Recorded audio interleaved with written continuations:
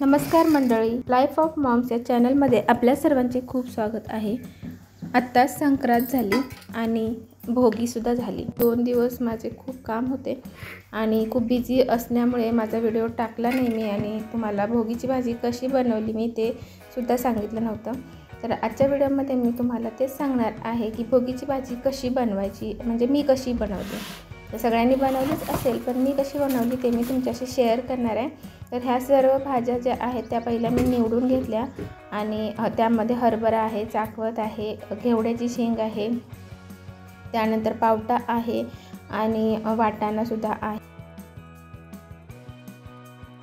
त्यानंतर भाजीमध्ये कांद्याची पात आणि लसणाची पात सुद्धा मी घातली।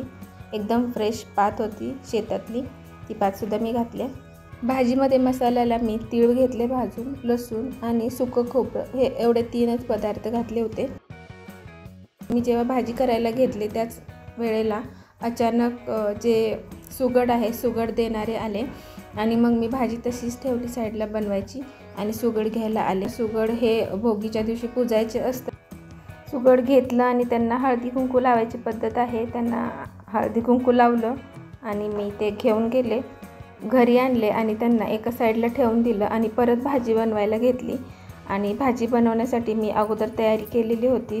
तर मी सुरुवातीला काय केलं, माझ्याकडे एक कढई आहे लोखंडाची, त्यामध्ये मी पाणी ओतलं आणि पाणी ओतून त्यामध्ये मी चाकवत जो होता, चाकवत जास्त घातलेला मी, चाकवत आपण पालकसारखं वापरू शकतो आणि तो शिजवून घेतला। नंतर तो मिक्सरमध्ये त्याची बारीक प्युरी बनवून घेतली आणि इकडे घेवड्याची शेंगसुद्धा मी शिजायला घातली होती, मिक्सरमध्ये बारीक करून घेतलं आणि नंतर मसाला तयार केला। तर मसाल्यामध्ये मी काय घातले, तीळ आहेत, खोबरं आहे आणि लसूण आहे, हे सर्व बारीक करून घेतले आणि नंतर गाजर, कांद्याची पात आणि लसणाची पात। पहिल्यांदा कढईमध्ये तेल घातलं आणि त्यामध्ये जो मसाला बारीक केला होता तो सर्व मसाला आपण घालून घ्यायचा बारीक करून। तर मसाला घातल्यानंतर व्हिडिओ माझा अचानक बंद झाला होता, पण मी तुम्हाला रेसिपी सांगते। मसाला घातल्यानंतर त्यामध्ये मी लसूण, कांद्याची पात घातली आणि गाजर घातलं आणि माझ्याकडे जो कोल्हापुरी मसाला होता तो लाल तिखट ते घातलं आणि थोडा वेळ वाफ काढून घेतली आणि नंतर मी वाफ काढून घेतल्यानंतर त्यामध्ये भाजलेला पावटा, वाटाणा आणि हरभरा घातला आणि नंतर त्यामध्ये त्यामध्ये मला थोडंसं पातळ हवं होतं आणि थोडंसं पाणी सुद्धा, मला थोडा रस्सा हवा होता म्हणून मी त्यामध्ये गरम पाणी घातलेलं आहे, त्याच्या मिक्सरमध्येच पाणी ओतलं आणि त्यामध्ये ते घातलं। अशा प्रकारे ही माझी भोगीची पातळ, मीठ थोडंसं घातलं, अशा प्रकारे माझी ही भोगीची पातळ भाजी तयार झाली। म्हणून आता ही तिकडे ठेवली आणि आता मी सुकी भाजी करते इकडं। तर सुकी भाजी करायची सुद्धा सेम पद्धत आहे, फक्त एवढेच की ह्यामध्ये आपल्याला जास्त पाणी नाही घालायचं आहे। तर अगोदर मी काय केलं, तेल घातलं त्या भांड्यामध्ये।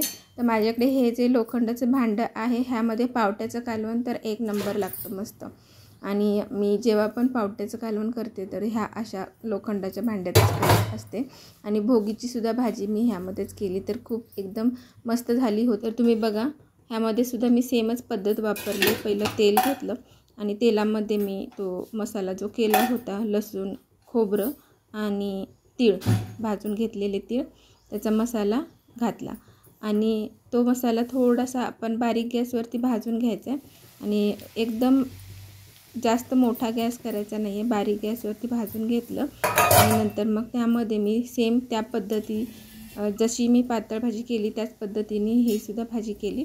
त्यामध्ये नंतर मी लसूणची पात, कांद्याची पात आणि गाजर घातलं आणि हे सर्व घालून मी थोडंसं वाफ काढून घेतली त्याची आणि वाफ काढून घेतल्यानंतर त्यामध्ये मी लाल तिखट घातलं। लाल तिखट माझा जो घरचा मसाला होता कोल्हापुरी मसाला तोच मी इथे वापरला आहे आणि तो सुद्धा मी व्यवस्थित त्याला मिक्स करून घेतलं आणि व्यवस्थित भाजलं।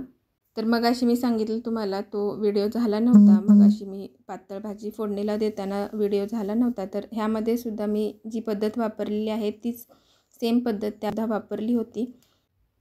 तर अशा प्रकारे ही भाजीसुद्धा मी ह्यामध्ये आता बाकीचे राहिलेले सर्व भाज्या घालून घेणार आहे आणि वाफ काढून त्याला ते पावटा जो आहे तो आपला व्यवस्थित शिजला पाहिजे आणि त्यामध्ये मीठ घालून आपली भाजी तयार होते।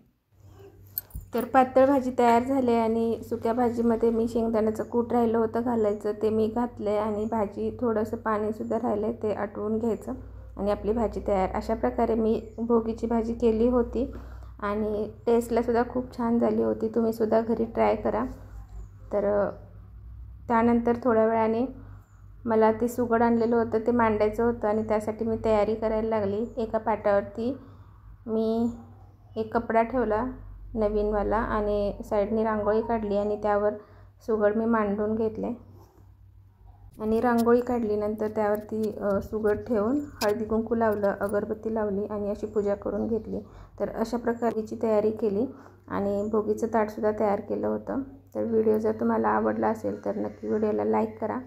भेटूया पुढच्या व्हिडिओमध्ये. तोपर्यंत धन्यवाद.